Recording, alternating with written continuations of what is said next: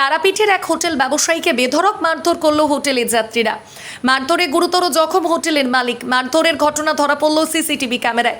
ঘটনায় দুই যাত্রীকে আটক করেছে তারাপীঠ থানার পুলিশ। বীরভূমের তারাপীঠ থানার অদূরে একটি বেসরকারি হোটেলে আজ সকালে 7টি রুম ভাড়া নেন দিল্লির কয়েকজন।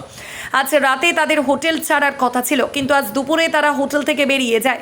যাওয়ার সময় হোটেলের দুটি এসির রিমোট ও চাবি নিয়ে চলে যাচ্ছিল তারা। সেই রিমোট ও চাবি ফেরত চাইতে গেলে হোটেলের মালিকের উপর চড়াও হয়ে হোটেল মালিককে বেধড়ক মারধর করতে থাকে তারা। হোটেল মালিকের চিৎকারে আশেপাশের অন্যান্য হোটেলের কর্মীরা ছুটে এলে তারা পালানোর চেষ্টা করে। তাদের কয়েকজনকে ধরে ফেলেন স্থানীয়রা। পরে পুলিশ ঘটনাস্থলে গিয়ে দুজনকে আটক করে বলে জানা যায়। ছিলাম না দিয়ে ওরা এখানে প্রথম পয়সা নিতে পালিয়ে এসেছিল, দিয়ে পয়সাটা রাস্তা থেকে নিয়ে গিয়েছিল আমার লোক। দিয়ে তারপর আমার লোক গিয়ে রেখেছে, দুটো রিমোট নেয়, চাবি নেয়। এসে আবার এখান থেকে বাস থেকে ধরে নিয়ে গেলাম। নিয়ে গিয়ে বলছি রিমোট আর চাবি দেখাবো, বলছি রিমোট আমার হাতে দিয়েছো।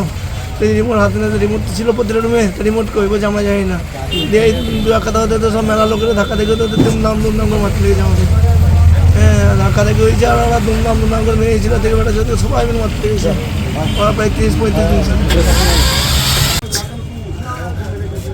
বুকেটাকে সব ইট দিয়ে মেরেছে, ফেলে ইট দিয়ে মারতে।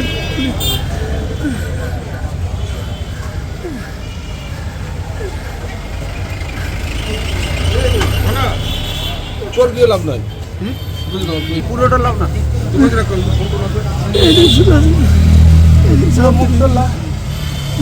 গলাটা সমেত লাভ।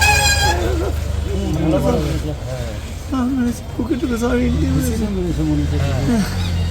এই বুকে মুখে সব ইট দিয়ে মেরেছে। খালি ঠসাল দেখে মনে হচ্ছে একা পেয়ে গেছে তো ওরা তো লোক